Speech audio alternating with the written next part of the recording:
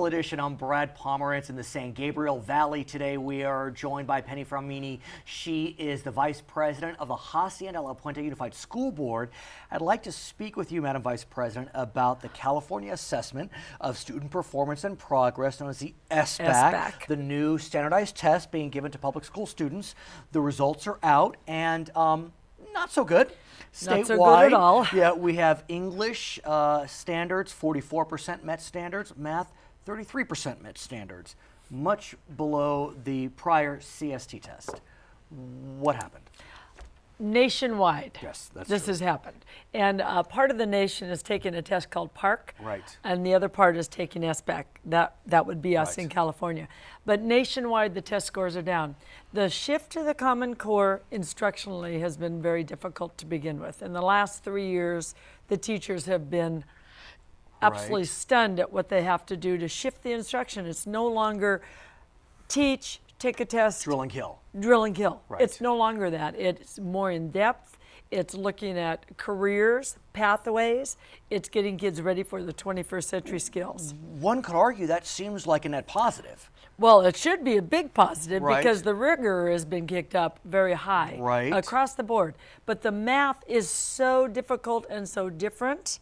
And again, this test is done with a computer. So manipulating a computer to solve a problem for children in this state that don't even have computers, sometimes not even in their schools, but definitely not in their homes, is a complete disadvantage.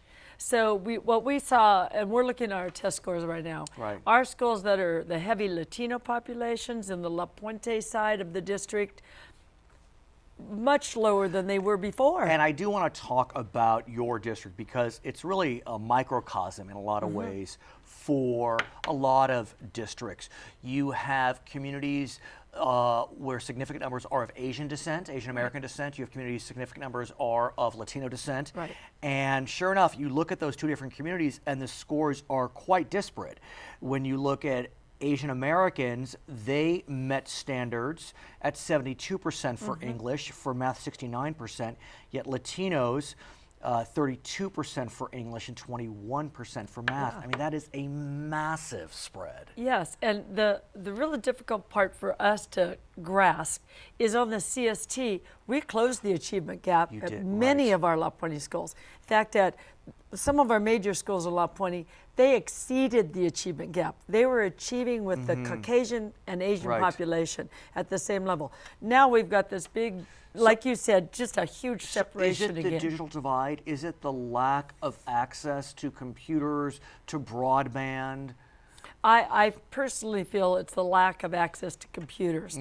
If a child in, let's say, one of our La Puente schools is on a computer every single day, manipulating, especially the math problems. The math was though? Do you have computers in your schools? We did. We've put SBAC labs in every single school. And this year, HLP USD is putting a second SBAC lab in every school, because what we found last year is one SBAC lab with 35 computers was not enough for 750 children that are going to take the test. But in the final analysis, I mean, our schools need to adjust because we all need to know how to use computers. We all need to know how to surf the internet. The days of walking into an establishment saying, can I have an application? I want to fill it out. Those are gone. They're gone. You need to be able to go and manipulate the modern technology. I know our industry is looking to push that along, but in the final analysis, what is being done on the school district side? Well, the interesting thing is you're absolutely right. When we're looking at career pathways, career and technology pathways,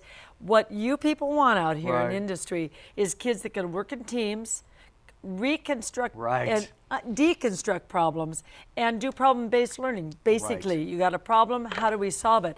That's exactly what the SBAC test is doing.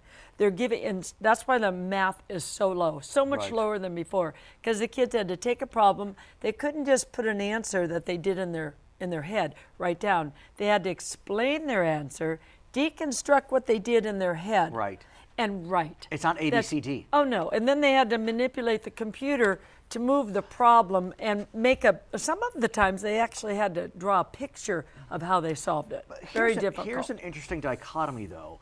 The advanced placement results were recently released.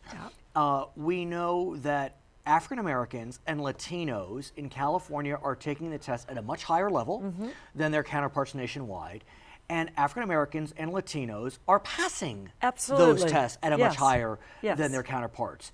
You know, nationwide, 32% of African Americans are passing at least one AP. In California, 43%. Absolutely. Latinos, 50% are passing nationwide. In California, 53%. Yep. So there's a bit of a disconnect, or is there? There's a big disconnect because the AP tests are like the old CSTs. It's what you know, you can put down on a page, you take the test. I'm not sure if they're even done on computers. I think it's still done paper and pencil. So are what we are seeing simply growing pains? Yes. That it's just going to take some time to adjust. Absolutely. And it's worth the pain? It actually, for me, and I tell my principals that I work with, and I'm close to many principals. I'm coaching some principals in another district. I'm telling them, take a breath. This is now your benchmark. This is your baseline. Right. You can only go up from here. Right. You know, I mean, if you go down, you really got a problem. But at least you have some data now. You know what it took to take the test. And by the way, Brad, we gave a window of 2 months to take this test for our kids. We needed 3 or 4 months. They couldn't get through this test. They were on that computer, and we lost instruction for almost 8 weeks as they tried to test kids from morning to afternoon, 5 days a week. So are the SBAC and the PARC, it's called, are those tests being adjusted? Oh, well, we know right now that PARC has already said they're going to cut theirs down considerably. Okay. We're hoping the SBAC folks do the same because it was an impossible thing to even get through this bulk of this test was horrific, and the math took so long. Again, because they had to show how they did the problem, show how they solved it. They're moving the mouse and the computer all over the place, and half of the kids didn't have a clue of how that works. In the background, we have a state requirement that mandates that high school seniors pass a test to graduate. And now that test is being suspended. Out the door. At least for this coming year. I guess it's because the superintendent believes the current test as written doesn't line up with the way we're teaching Common Core. Absolutely. What do you make of that scenario? The crazy thing is, we heard this, you know, the high school exit exam is going out the window. Well, how about all the kids that hadn't passed it as of the end of last year?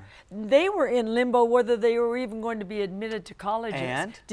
And the whole state let down and gave them a break and let them in to the colleges without that final score because the test is gone. It is based on the old CST. So are we looking at rewriting the high school exit exam, or should we even have a high school exit exam? We're hoping that maybe that's just one test that can be eliminated and we get something better through SBAC, through the Common Core, that really, I'm sorry, but the high school exit exam didn't really, it was based on 6th grade standards, the math. Come on. So kids that couldn't pass it in the junior year, I'm like, what? So what do we do? How do we make sure our high school students then are prepared? Yeah, so we're really hoping that in the process of this transition, and it's a huge transition, Brad, getting rid of the high school exit exam, huge, because this is what we based everything on.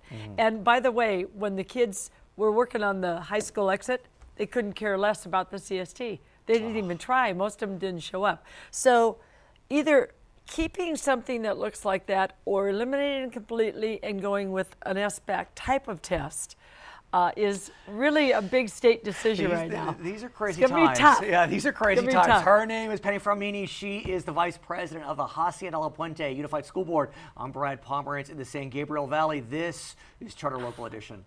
Thanks, Brad.